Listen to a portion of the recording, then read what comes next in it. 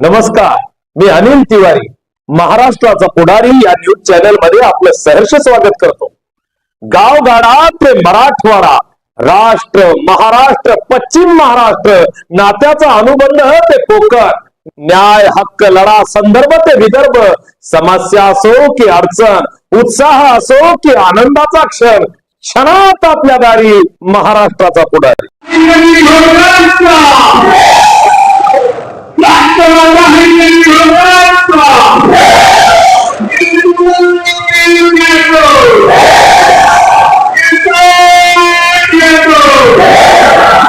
नमस्कार, महाराष्ट्राच्या पुढारीमध्ये आपले सर्वांचे सहर्ष स्वागत आहे।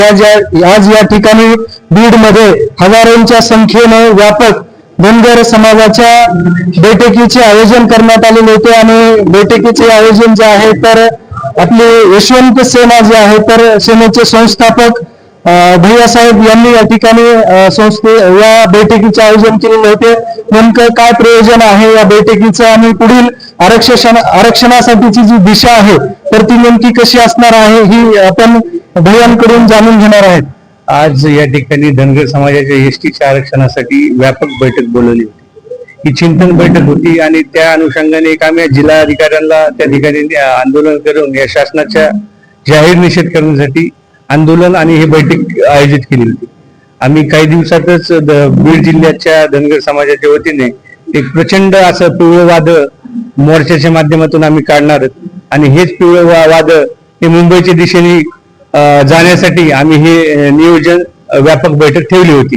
या सरकारला आपल्या माध्यमातून मला सांगायचं की धनगर समाजाचे एसटीचं आरक्षण तात्काळ देण्यात यावं। नसता येणाऱ्या काळात या सरकारला धनगर समाज हा कदापि माफ करणार नाही, कारण धनगर समाजाच्या पहिल्या कॅबिनेटमध्ये राज्याच्या कॅबिनेटमध्ये आम्ही धनगर समाजाचा आरक्षण प्रश्न सोडू असे तत्कालीन प्रदेशाध्यक्ष भाजपचे आणि आता सध्याचे असलेले मुख्यमंत्री देवेंद्र फडणवीस आणि या राज्याचे दोन्ही उपमुख्यमंत्री अजित पवार असतील आणि आपले एकनाथरावजी शिंदे असतील यांनी आमच्या आरक्षणाचा तात्काळ निकाली काढावा। प्रश्न नाही तर येणाऱ्या काळात तीव्र स्वरूपाचं आंदोलन या सरकारला भोगावं लागेल।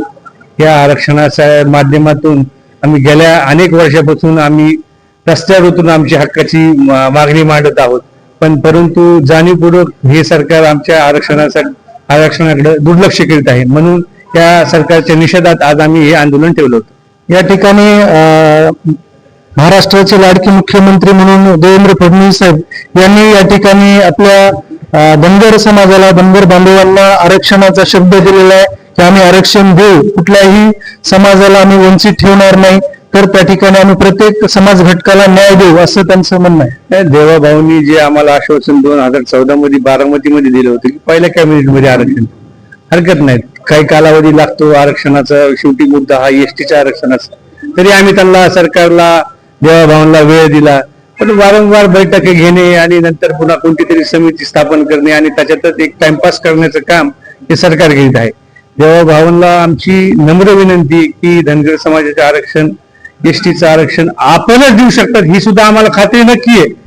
आणि आपण जर धनगर समाज एसटीचे आरक्षण जर लागू केलं तर तुम्हाला सांगतो आमच्या धनगर समाजात पहिल्यापासून रीत आहे, पूर्वजापासून रीत चाललेला आहे। जो माणूस आमच्या समाजाचं कल्याण करतो, जो एखादा माणूस एखादं काम करतो त्याचे ऋण कधीच विसरू शकत नाही धनगर समाज, ही आमची संस्कृती आहे। त्याच्यामुळं देवेंद्र भाऊंनी आमच्या आरक्षणाचा हा प्रश्न तात्काळ मार्गी लावा।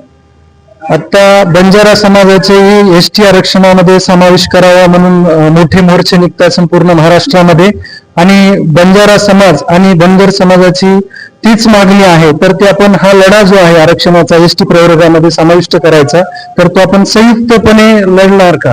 कसं आहे की लोकशाहीनं दिलेला हा सगळ्यांचा अधिकार आहे, ते त्यांच्या पद्धतीत लढतायत। आम्ही गेल्या अनेक वर्षापासून आम्ही आरक्षण असताना देखील एसटीचं ते आम्हाला मिळत नाही, हे दुर्दैव आहे। हेच नाही तर तुमच्या माध्यमातून मला एक सांगायचंय की धनगर समाजचं असं झालंय की केंद्रात ओबीसी, राज्यात एनटी आणि संविधानाने दिलेलं एसटीचं आरक्षण आहे। त्याच्यामुळे आमची खरं मूळ मागणी अंमलबजावणी करण्याची मागणी एसटी आरक्षणाची आहे। त्याच्यामुळं आमचं सरकारने गांभीर्याने विचार प्रत्येकाच्या मनामनातील, मातीच्या कणाकणातील आपल्या व आपल्या हक्काची ललकारी महाराष्ट्राचा पुढारी पाहण्यास विसरू नका।